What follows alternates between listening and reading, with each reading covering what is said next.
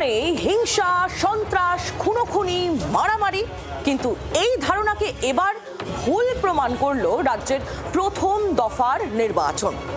বিক্ষিপ্ত কিছু অশান্তি ছাড়া মোটের ওপর নির্বাচন শান্তিপূর্ণ। অর্ধেকের বেশি আসনে রাজ্যের আজ তো ভোট হয়েই গেল, আর এই জন্য খোদ প্রধানমন্ত্রীও নির্বাচন কমিশন এবং কেন্দ্রীয় বাহিনীর তারিফ না করে পারলেন না। বুথে বুথে হাসিমুখ। বাংলা জুড়ে প্রথম দফার ভোট গ্রহণে ধরা পড়ল এমনই ছবি। আধা সেনা এবং পুলিশের কড়া নজরদারিতে নিশ্চিন্তে ভোট দিল বাংলা।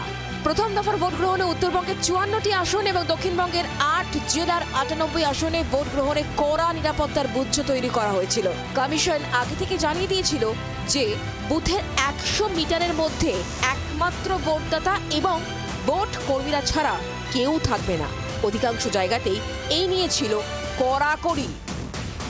আসানসোলে একটি বুথে 100 মিটারের মধ্যে বহু মানুষ জমায়েত করেছিল। বাহিনী শান্তিপূর্ণভাবেই তাদের সেখান থেকে সরিয়ে দেয়। অধিকাংশ স্থানে বাহিনীর এমন কড়াকড়িতে কেউ আপত্তি জানায়নি। পরিস্থিতিও হিংসাত্মক আকার নেয়নি। বহু বছর ধরে ভোট দিচ্ছেন সুনীল কুমার বসু।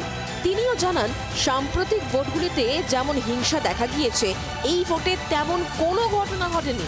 এবারে ভোটটা খুব শুধু ভোট বলে পৌরসভার যে ভোটটা হয়েছিল সেটা ভালো লাগছিল, কিন্তু সেটাই গণ্ডগোল হয়েছিল, সেটাই পিসফুল হয়েছে। প্রতি বুথেই সশস্ত্র বাহিনী মোতায়েন করে রাখা হয়েছিল। পুরুষদের পাশাপাশি নারী শক্তি বাহিনীও কড়া হাতে পরিস্থিতি নিয়ন্ত্রণে রেখেছিল।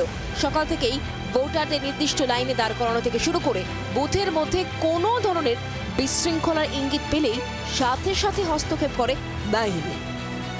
অন্যবারের ভোটে রাজনৈতিক হিংসায় বারবার শিরোনামে থাকে কোচবিহার, কিন্তু এবার সেখানে ছোটখাটো কিছু ঘটনা ছাড়া শান্তিতেই ভোট গ্রহণ হয়। ভোট হিংসার আরেক গড় হিসাবে পরিচিত বীরভূম, কিন্তু এই ভোটে সেখানেও কোনো বড় হিংসার খবর মেলেনি। ভোট যে শান্তিপূর্ণ মেনে নিয়েছেন হাসানের তৃণমূল প্রার্থী কাজল শেখও। এমনকি বীরভূমের কেষ্ট যেভাবে ঢাকের চড়াম চড়াম আওয়াজ এবং গুড় বাতাসা খাওয়ানোর কথা বলেন, এবার সেই অনুব্রতও যেন অনেকটা শান্ত। যে জেলার দিকে বিশেষ নজর ছিল সেটা অবশ্যই ছিল বীরভূম, কিন্তু মোটের ওপরে দু একটি ঘটনা বাদ দিয়ে বীরভূমের ভোট কিন্তু হলো একেবারে শান্তিপূর্ণ। দেখুন, এটা খুব ভালো খবর যে বাংলার বুকে এখনো পর্যন্ত কোনো বোমাবাজি হয়নি, গুলিবাজি হয়নি, এখনো পর্যন্ত কোনো মৃত্যু সংবাদ আমরা পাইনি। কারণ মাননীয় মুখ্যমন্ত্রী মাননীয় মমতা বন্দ্যোপাধ্যায় বাংলার যে উন্নয়ন ঘটিয়েছেন সেই উন্নয়নের প্রতিফল এটা।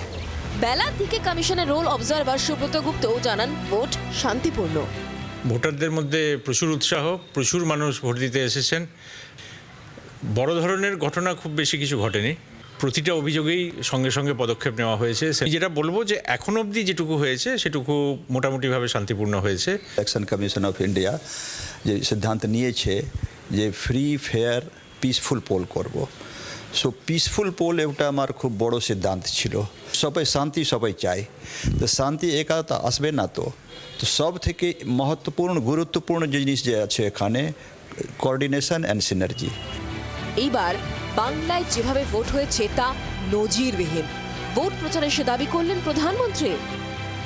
ये पहला ऐसा चुनाव है पिछले 50 साल में जिसमें हिंसा कम से कम हुई है, वरना हर हफ्ता किसी को फांसी पे लटका देते थे और बोल देते थे आत्महत्या कर दी। एक प्रकार से गुंडा राज चलता था।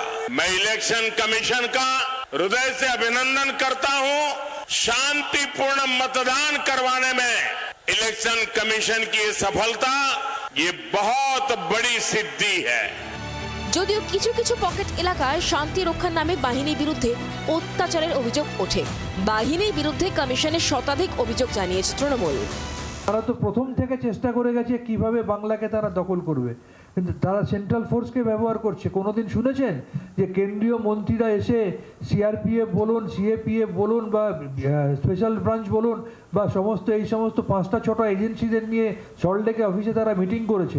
এই ধরনের জিনিস কোনোদিন অতীতে আপনারা দেখেছেন? ভোট পণ্ডিতদের একাংশের মতে প্রথম দফার ভোটের সাফল্যের সঙ্গে উতরে গেছে কমিশন এবং বাহিনী। দ্বিতীয় দফাতেও যদি এমন হিংসামুক্ত রক্তপাতহীন ভোট করা যায়, তাহলে বাংলার ভোট মানচিত্রে 26শে নির্বাচন অবশ্যই মাইলস্টোন হয়ে থেকে যাবে। ব্যুরো রিপোর্ট, জি24 ঘন্টা। বাংলার আওয়াজ, বাঙালির আবেগ, জি24 ঘন্টা।